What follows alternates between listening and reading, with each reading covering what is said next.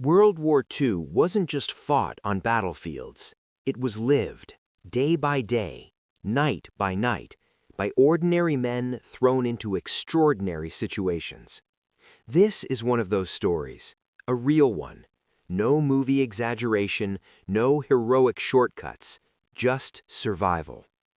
When the war erupted in Europe, a man named Henry Detterding made a decision that would change his life forever.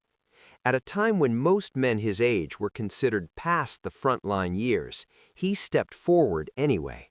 Not because it was easy, but because pilots were desperately needed, and the skies didn't care about age. Henry joined the Fleet Air Arm, flying the legendary Swordfish aircraft. These planes were slow, exposed, and unforgiving. One mistake in the air could end everything. Still, he flew, knowing every mission could be his last. What he didn't know was that his active combat role would be brutally short-lived. In September 1940, during an operation connected to Norway, Henry's war took a sharp and unexpected turn.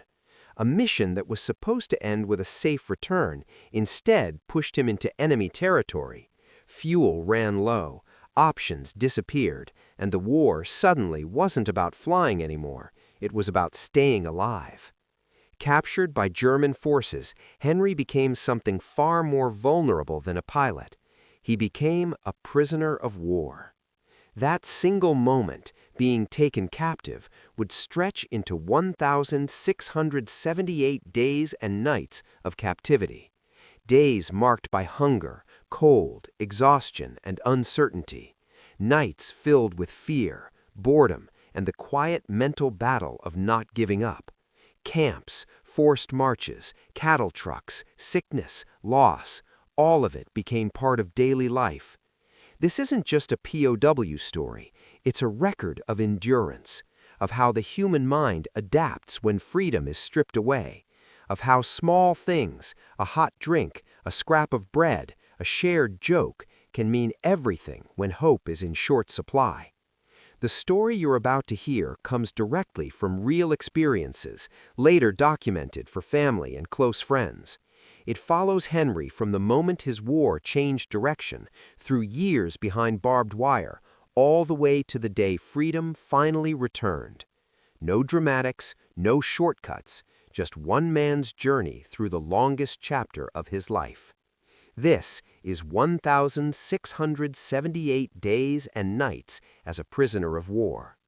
After completing basic training on the Swordfish, Henry was told he and his fellow pilots were heading north. Their mission sounded straightforward on paper: fly from an aircraft carrier and attack Trondheim harbor in Norway. In reality, nothing about it was simple. There was one major problem. Henry had never flown at night. On top of that, he had never taken off from an aircraft carrier. Two things pilots normally prefer to practice separately, not combined during a combat mission. To his credit, he spoke up. Permission was granted for extra practice, a rare bit of common sense in wartime. The raid itself went ahead. Planes launched, bombs were dropped, and chaos unfolded over Trondheim. Through flak, darkness, and stress, Henry managed to complete his part of the mission. The understanding was clear. Once the operation was done, the carrier would remain in position and recover the aircraft. That was the plan. But war has a nasty habit of ripping plans apart.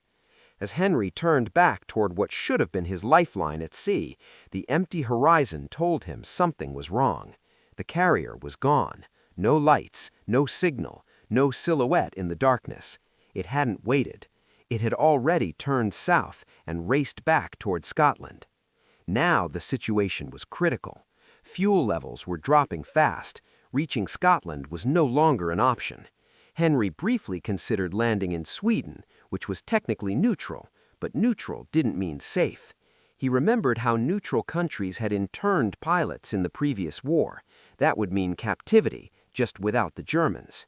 There was only one choice left: Norway.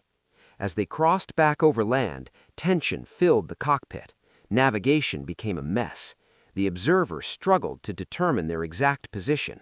When Henry asked for a map, what he received wasn't a military chart.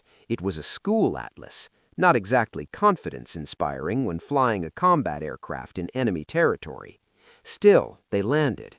On the ground, the Norwegians helped as best they could. A small boat was provided, and under cover of darkness, Henry and the crew pushed out to sea, aiming for Scotland. It was risky, slow, and completely exposed, but it was their only shot. For nearly 3 days they battled exhaustion, weather, and uncertainty. Then, finally, land appeared on the horizon. Relief washed over them. They thought they'd made it. They hadn't. It was Norway again. Fate had other plans. Soon after, German forces intercepted them. Instead of freedom, Henry found himself being flown east, not home, but straight into the heart of enemy territory, Berlin. At that moment, the reality hit hard. The war he signed up for in the air had just transformed into a very different fight. One fought behind barbed wire, without wings, without control, and without knowing when or if it would ever end. After days at sea, time had lost all meaning.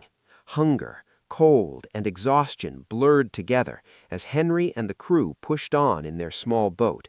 Every hour felt longer than the last. No clear bearings, no guarantee they were even heading in the right direction. Just hope and a stubborn refusal to quit. Then, finally, it happened. Land. A dark shape rose on the horizon, barely visible through the mist. For a moment, no one spoke. They just stared. Relief hit hard, the kind of relief that loosens your grip on fear and believe for just a second that the nightmare might actually be over. They were convinced this was it. Scotland, home, safety. But reality had one more punch to throw. As they drew closer, the truth became impossible to ignore. The coastline didn't match. The landmarks were wrong. Slowly, painfully, it sunk in. This wasn't Scotland. It was Norway. They hadn't escaped. They'd gone in a circle. That realization crushed whatever energy they had left. Fuel was gone, options were gone. There was no clever workaround, no heroic last move. The sea had decided the outcome. They were still deep inside enemy territory. Not long after, German forces caught up with them. Instead of bullets or shouting, something unexpected happened. The Germans assumed they weren't downed pilots at all, but spies. They were flown under guard to Berlin, a place Henry never imagined seeing, let alone under these circumstances. The situation was dangerous. Being labeled a spy carried consequences far worse than being treated as a captured airman. But fate threw Henry one small advantage. He spoke German. Not fluently, not perfectly, but well enough. He'd taught himself using correspondence courses long before the war. It was enough to communicate, enough to explain, enough to buy time. Even more remarkably, Henry managed to send word to people who mattered. Messages reached his stepmother, Lotta, who lived in Germany. Another message went to Hermann Göring, who personally knew Henry's father. Those connections, unlikely and surreal, shifted everything. The accusation of espionage was dropped. Instead of prison, Henry and his crew were reclassified. They were no longer suspects. They were now officially prisoners of war. That single change saved their lives. They were transferred to a POW camp, still under guard, still captive, but alive. They avoided being stripped of their uniforms, a small dignity that meant everything. It marked them as soldiers, not criminals. From the outside, it might have looked like the danger had passed. In reality, this was only the beginning.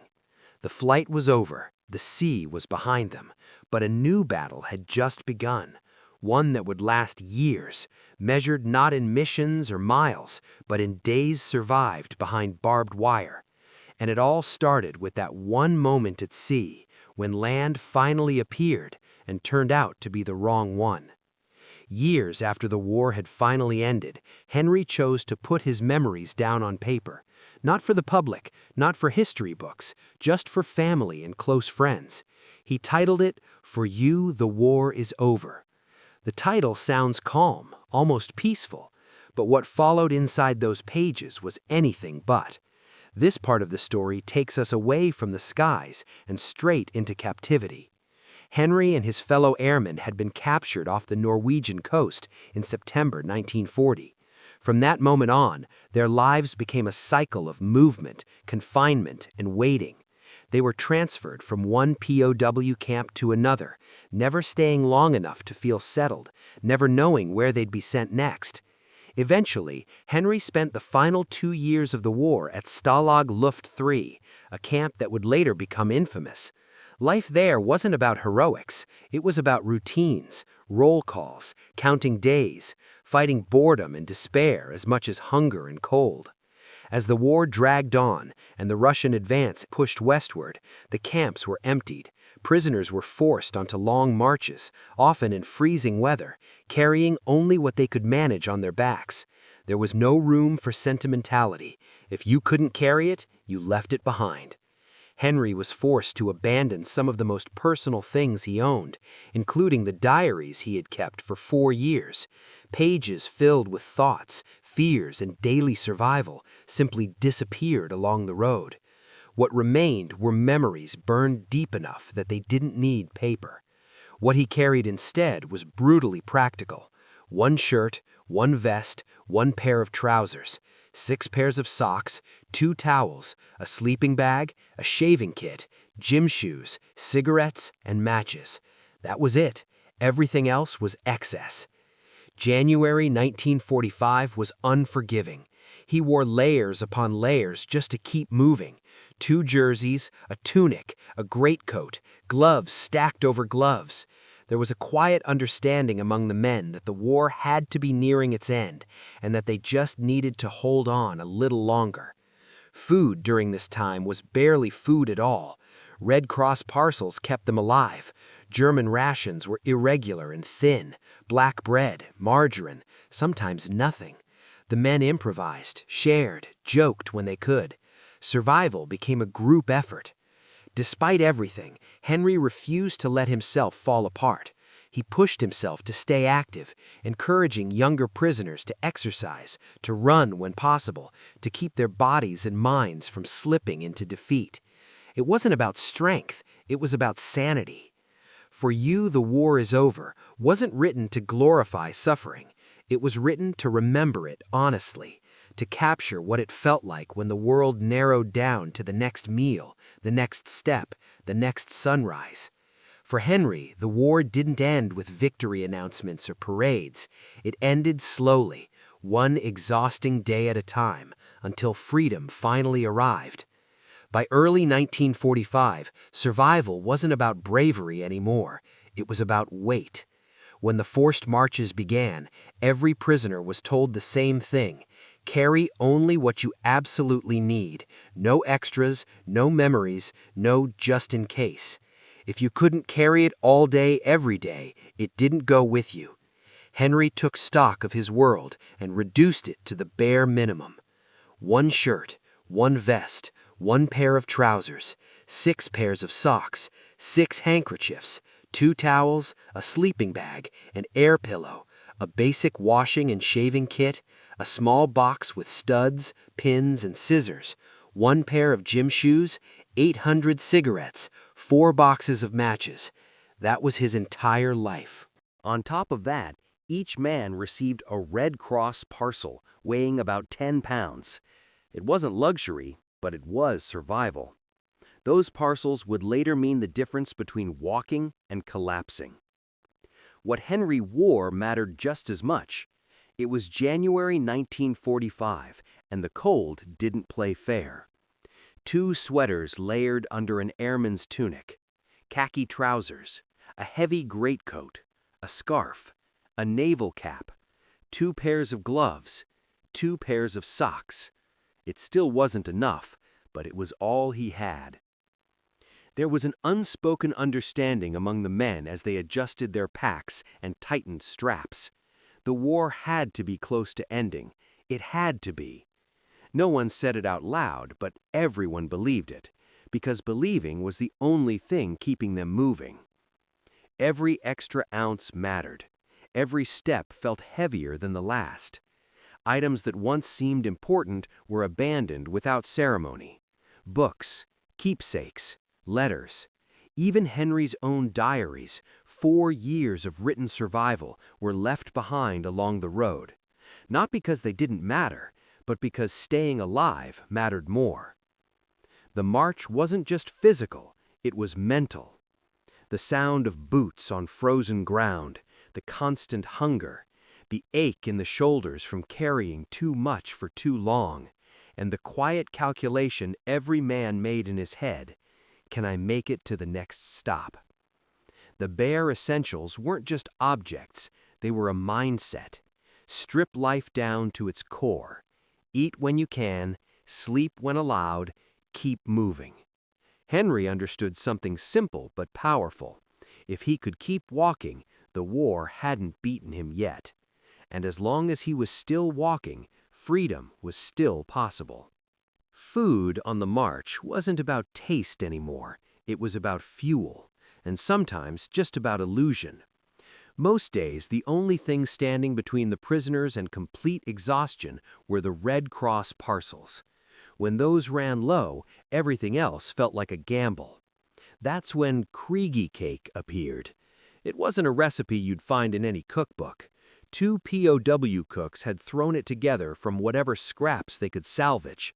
Crushed biscuits mixed with margarine, pressed into a dense, greasy block.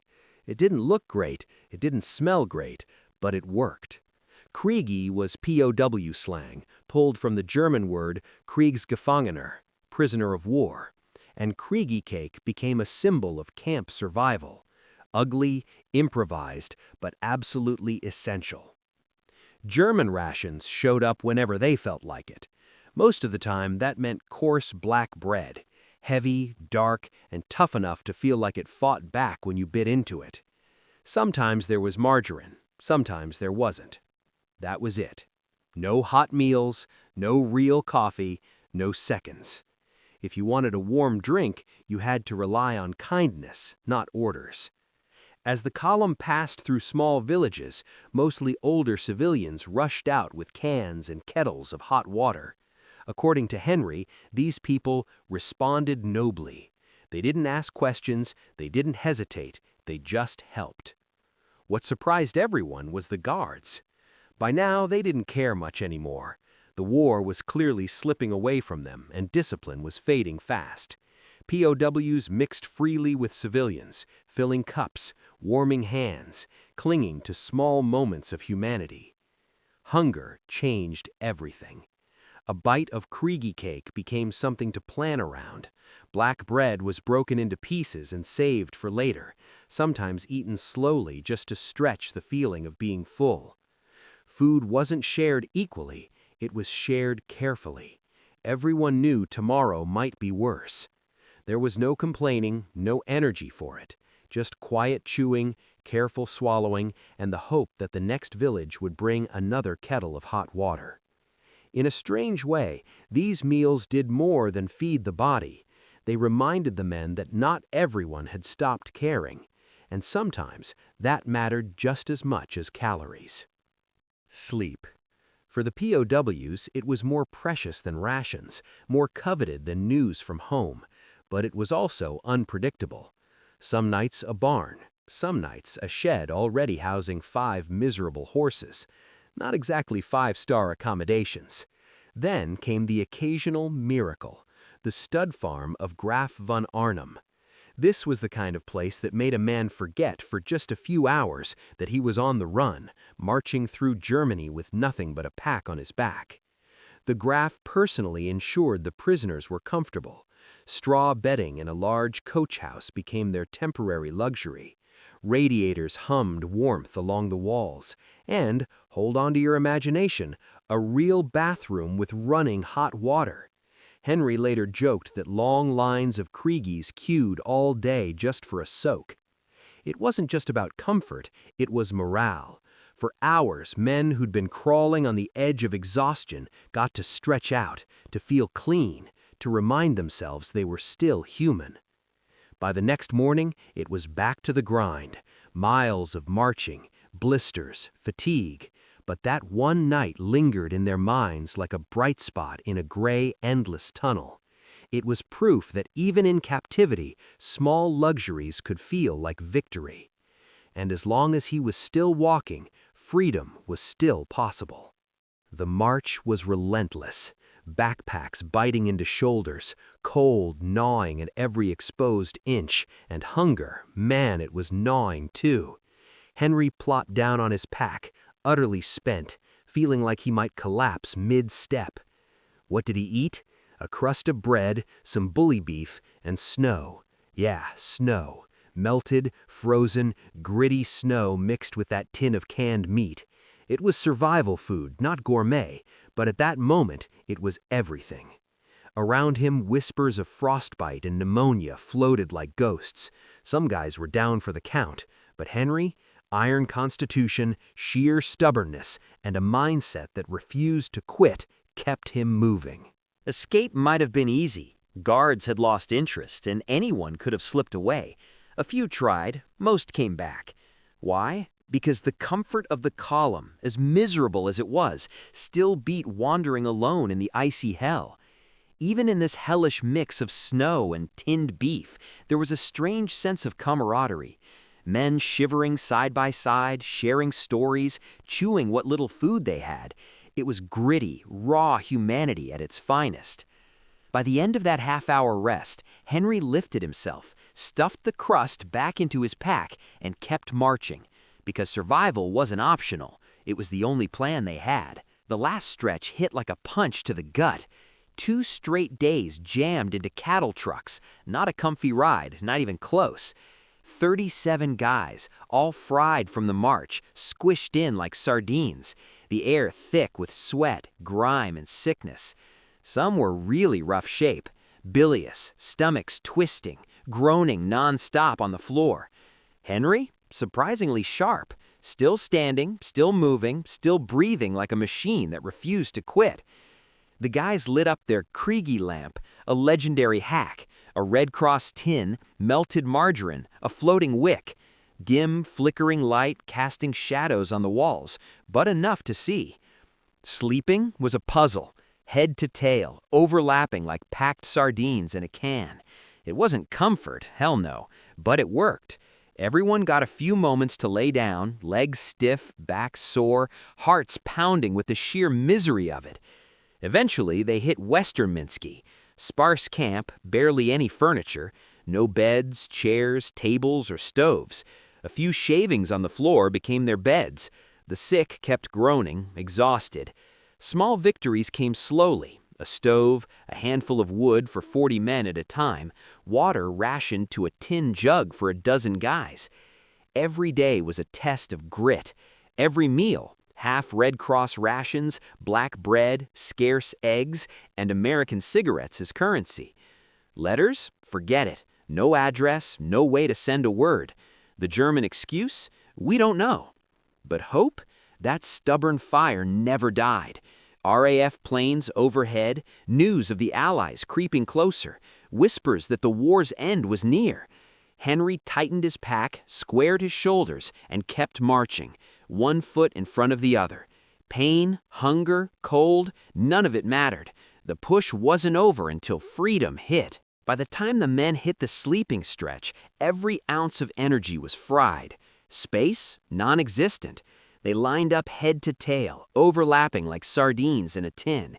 It wasn't cozy. It was a full-on wrestling match with your own pack and the bodies of 30-odd guys crammed beside you. You couldn't really move. One wrong twitch and you'd elbow a guy in the ribs or kick someone's shoulder. But somehow this crazy system worked. Everyone got a shot at laying down, even if it meant your back ached like hell and your joints screamed in protest.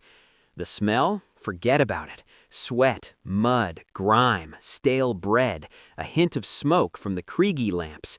It all mixed together in a punch that knocked you out faster than any lullaby. Some guys snored, some muttered in their sleep, others just stared at the ceiling, staring into the dark like it might give them answers.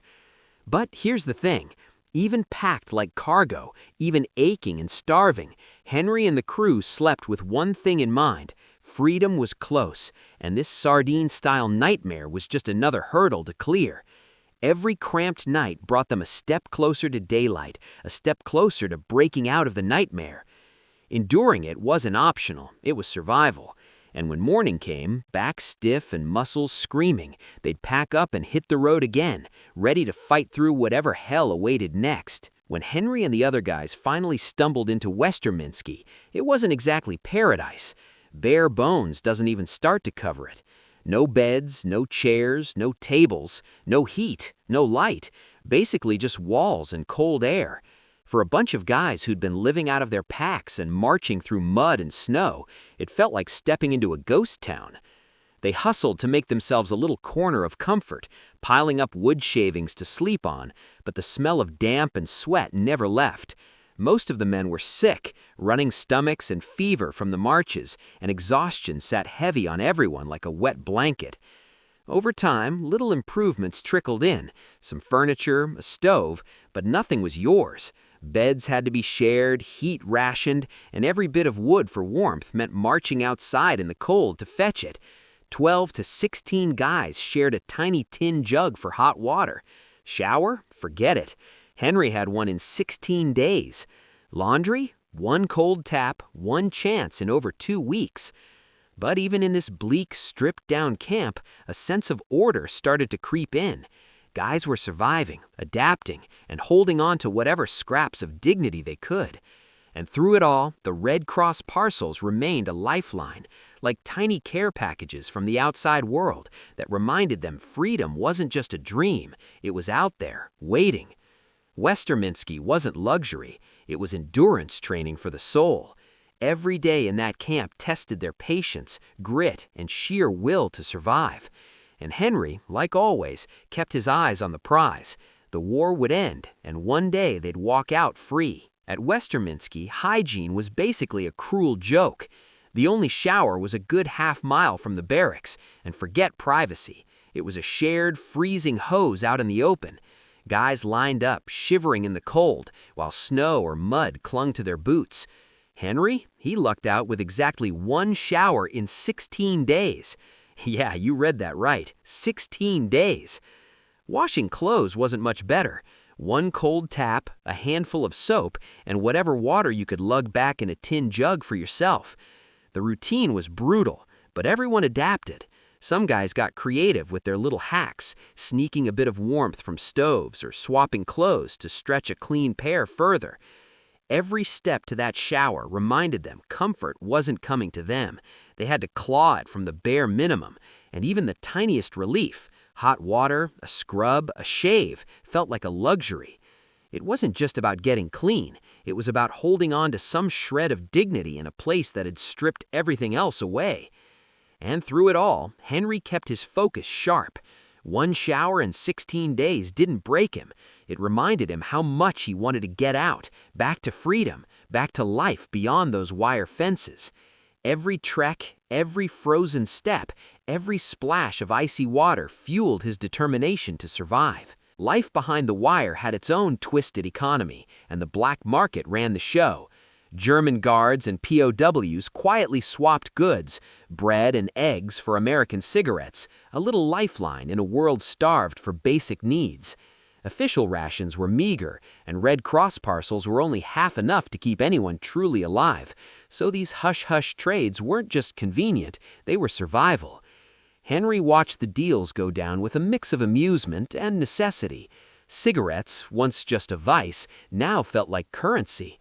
A loaf of bread or a few eggs could brighten a day, lift a mood, or keep someone from collapsing from hunger. It was a tiny rebellion, a way to wrestle back control in a place designed to strip men of it. No one could send letters either. The Germans claimed ignorance of the camp's official address, but the black market kept morale alive in its own underground way. Every trade, every barter, whispered a silent truth. Survival didn't just depend on strength, it depended on brains, timing, and a little courage to push the line without getting caught. Henry navigated it all like a pro, observing patterns, making small moves, and keeping his head down while making sure he got his share of essentials. In a world stripped bare, Even small victories, like a hot slice of bread or a pinch of butter, felt monumental. And for men like Henry, they were more than food. They were reminders that life, even in captivity, could still be lived. February 25, 1945. Henry squinted up at the sky, noticing the British and American planes slicing through the cold air above the camp. They had full command of the skies, flying without challenge. The Luftwaffe nowhere to be seen. It was almost surreal, like watching ghosts from another war that had already ended somewhere else, leaving them behind in this small slice of chaos. From below, the prisoners felt a strange mix of relief and disbelief. No enemy aircraft swooping down meant less danger during daily routines and forced marches. But it also meant one thing clearly: the balance of power was shifting. Germany's air defenses had crumbled, leaving their captors exposed, and signaling that the end of the war might actually be within reach. Henry made a mental note, his keen observer's eye missing nothing. Each plane overhead was a messenger of hope, a visual reminder that the Allies had the upper hand. Yet the absence of the Luftwaffe carried a tense undercurrent. The war was ending, but unpredictability lingered. Anything could happen in these last uncertain days, and every prisoner knew it. The skies, for the first time in months, seemed to belong to someone else entirely, and for Henry and his fellow POWs, that freedom above, even if distant, felt like a promise. It was a quiet signal that the storm was breaking, and liberation was no longer just a dream. April 5, 1945. Henry tried his luck. 2 of his comrades had been called before the Medical Repatriation Commission and were being examined by an English doctor. Henry's heart raced with hope. Maybe this was his ticket out of captivity, a chance to finally taste freedom after years of confinement. He stepped up, a mix of nervousness and determination coursing through him. The doctor's questions were routine, clinical, yet heavy with significance. They weighed every pound he'd lost, every ounce of fatigue he carried. Henry's ailments were hardly severe, just a touch underweight, tired, older than most of the men around him, but it was enough. The verdict came: denied. No special dispensation, no shortcut home. He felt the sting, sure, but there was a spark of understanding, too. Everyone knew the war was almost over. The front lines were collapsing, the Germans scrambling, and the end was near. Trying for repatriation had been worth it, if only to test the waters, to see if escape from this prolonged nightmare was within reach. Even with the rejection, Henry clung to hope. Inside the camp, the atmosphere buzzed with tension and anticipation. Every secret BBC broadcast, every distant sound of Allied aircraft overhead reminded them that freedom was coming, just not quite yet. Repatriation might have been denied, but the winds of change were blowing, and soon enough, those gates would open for good. After 2 brutal nights crammed into cattle trucks, Henry and the other POWs finally reached Lübeck's artillery barracks. The air was tense but slightly less hostile. Good accommodation, no wire fences in sight, and a rare sense of freedom in the chaos. POWs of all nationalities were scattered across the camp, with a separate section for the French. Henry spotted an opportunity. 2 young Rothschild brothers, camp residents for reasons he didn't fully grasp, extended an invitation to spend a day and night under their watch. But sneaking in wasn't as simple as it sounded. Henry's mind raced, and an audacious plan formed: disguise.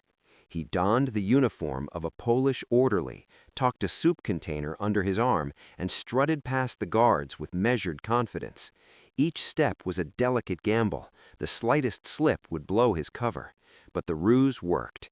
He merged seamlessly into the crowd, blending in with the daily rhythm of the camp. By the next day, he slipped out the same way he had entered, unnoticed, a ghost in a foreign uniform.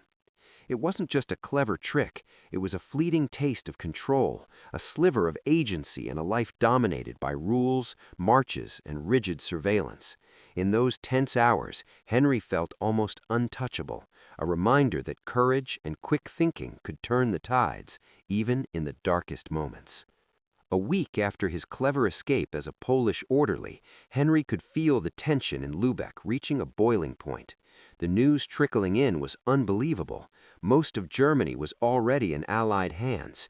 The Americans and Russians had joined forces south of Berlin, and skirmishes in the suburbs hinted that the end was near.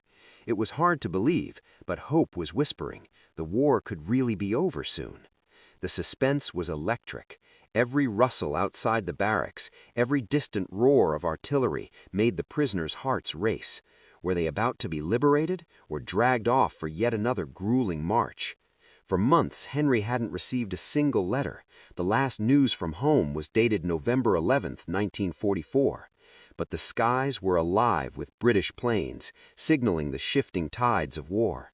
The prisoners marked a massive RAF on the parade ground, letters bold and defiant, with POW underneath, as if to say, "We're still here, and we're counting on you." Every passing hour felt like an eternity, but the sense of anticipation, dangerous yet exhilarating, kept them on edge. They knew the war's end was close, but they also knew that in the final days, nothing was certain. May 2nd, 1945. Henry remembers it like it was yesterday. The Germans had gathered outside the camp for some big parade, and everyone was straining to hear what was going on. The senior officer stepped up, started to speak, and then the words hit Henry like a thunderbolt. Hitler was dead, fallen at his post, facing the Russians head-on. Relief, disbelief, and a wild surge of hope ran through the prisoners. Yet even as they cheered silently to themselves, Henry knew the reality. The war wasn't completely over yet. The Germans would still fight until their last breath. But in that moment, just knowing that tyrant was gone made the impossible seem possible. In the town of Lubeck, distant booms and columns of smoke reminded them that danger was still close, but the mood had shifted. Around 200 meters from the camp wall, a sunken road ran under a bridge, and suddenly an armored vehicle rolled into view. Heads peeked over the top. No German helmets here. British troops. Real liberation. Henry's heart raced as more vehicles followed. People were running, cheering, and disbelief turned into action. British lorries and a jeep threaded through the gates. After 1,678 days and nights in captivity, freedom was finally unbelievably real. The guards were gone, the war was crumbling, and for the first time in nearly 5 years, Henry could breathe without fear. The moment the first British armored vehicles rolled past the camp wall, chaos erupted in the best way possible. Henry and the other prisoners could hardly believe their eyes. For years they had been counting days, enduring marches, cold, hunger, and uncertainty. But now freedom was barreling towards them like a runaway train. Prisoners were shouting, waving, sprinting towards the vehicles. Some daring souls even leapt over the camp wall, hearts pounding, adrenaline surging. Henry hesitated, cautious, but the excitement was infectious. Around him, the camp had turned into a whirlwind of motion, with men laughing, crying, and cheering all at once. A jeep pulled up with a man in a British uniform. His accent was American, and he carried a notebook, clearly a reporter trying to make sense of the scene. Most of the prisoners around Henry were Belgians or Polish, and language was a barrier, but Henry stepped up, translating, explaining who they all were. Every moment felt surreal. After years of captivity, forced marches, and uncertainty, they were finally seeing a friendly face, hearing familiar words, and realizing that liberation wasn't just a dream, it was here. The walls that had confined them for so long no longer mattered. Freedom had arrived, and Henry's chest swelled with an almost unbearable mix of relief, joy, and disbelief. After the armored columns rolled past, a calm settled for just a heartbeat. Then the next moment, a jeep turned through the main gate. Inside sat a man in a crisp British uniform, his face carrying that rare mix of authority and friendliness that immediately put nerves at ease. Behind him, a couple of British trucks rumbled along, loaded with reinforcements and supplies. Henry couldn't believe it. After years of confinement, marching through bitter cold and surviving on scraps, here were soldiers who actually spoke his language, who meant safety and freedom. Men crowded around, desperate to see, touch, even speak to this living proof that the nightmare was ending. Henry stepped forward, still careful but eager. He noticed the look in his eyes, curiosity and urgency. Turned out he was a reporter, jotting down notes, wanting to capture the chaos and relief in real time. The sight of someone who understood the situation, someone who could communicate, was like a warm sunrise after months of gray skies. For Henry and his fellow prisoners, it was the first moment of hope that felt solid, tangible, and unmistakably real.